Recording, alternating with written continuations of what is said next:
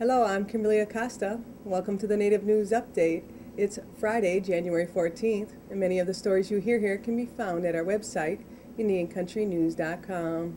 And here's the news for the day from the Associated Press and other Native news sources. Contradictory testimony was heard January 13th during the inquest examining the death of woodcarver John T. Williams at the hands of Seattle police officer Ian Burke on August 30th in an altercation that was partially caught on dashcam video. Burke found his testimony at odds with both civilian witnesses and a veteran firefighter.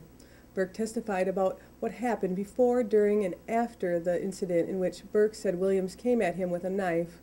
In his testimony, Burke said when he approached Williams after the shooting, the knife lying next to the man was closed. On January 13th, Lisa Barron, a Seattle Fire Department lieutenant who was at the shooting scene, testified that she saw an open knife next to the body. The jury also heard from a woman who was seen crossing the street in Burke's dash camera video just before Williams was shot. While Burke testified that he was threatened by a knife Williams was holding, Erica Schmidt said she didn't see one. Neither did another witness, Deanna Sebring.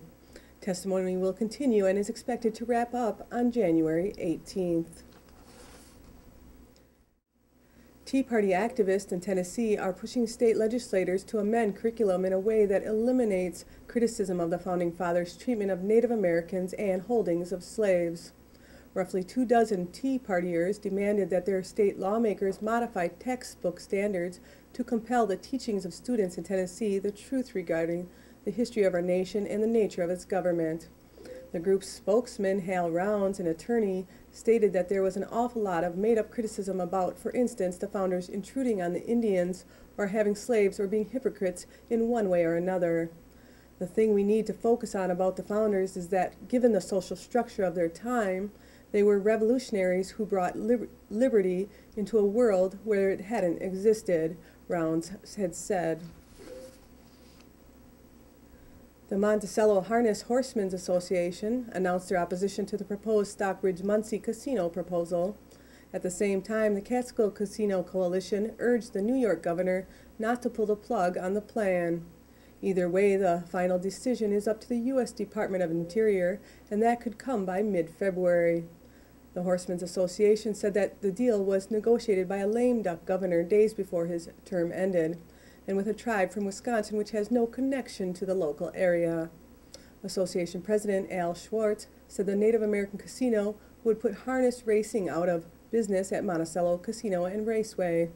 In their support for the gaming facility, Casino Coalition said while the 300 jobs at Monticello Casino and Raceway contribute to Sullivan County, the 8,000 new jobs offered by the Indian Casino and the economic spin-off dollars will be a game changer. Officials at the planned Mexican-American Culture Center, which is being built near Elvira Street in Los Angeles, California, scrambled to do damage control this week after news about excavated skeletal remains generated more and more criticism. The fragile bones of dozens of bodies had been found in the historic downtown spot, buried beneath the site of a planned outdoor space and garden. Native American groups, archaeologists, and the LA Archdiocese have voiced concerns over the removal of what may be the remains of the city's first cemetery. Spanish, Native American, and Mexican people were among the early settlers buried in the Catholic cemetery. In 1844, when the cemetery officially closed, the bodies were supposed to have been removed and reinterred elsewhere, according to the records of the Archdiocese. Come and learn about the origins of the Creator's Game of Lacrosse at the Native American Youth Lacrosse Summit on January 28th through the 29th, being held at the Iroquois Lacrosse Arena in Ohsquegan, Ontario, Canada.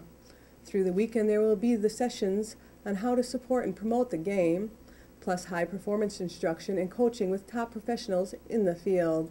Saturday ends with a trip to the Air Canada Centre in Toronto to watch a game between the Buffalo Bandits and the Toronto Rock. For more information, you can call Cam Bomberry at 905-765-9700.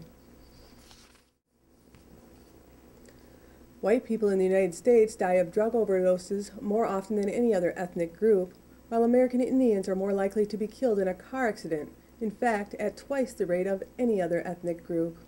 More than 80% of all suicides are committed by Anglos, unless you're a young teenager in Indian country.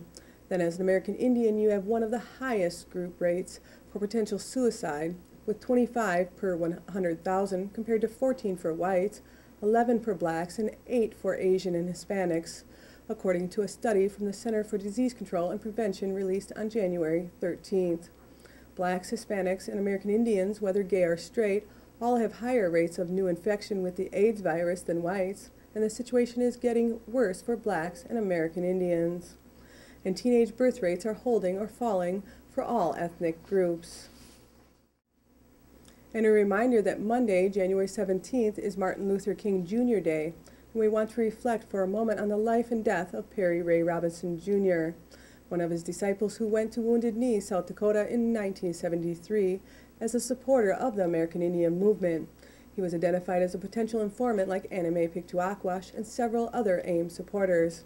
He was shot and killed, and whose remains were buried there near the site of the 1890 massacre victims, and where his remains remain today, waiting to be repatriated back to his family in Detroit, Michigan.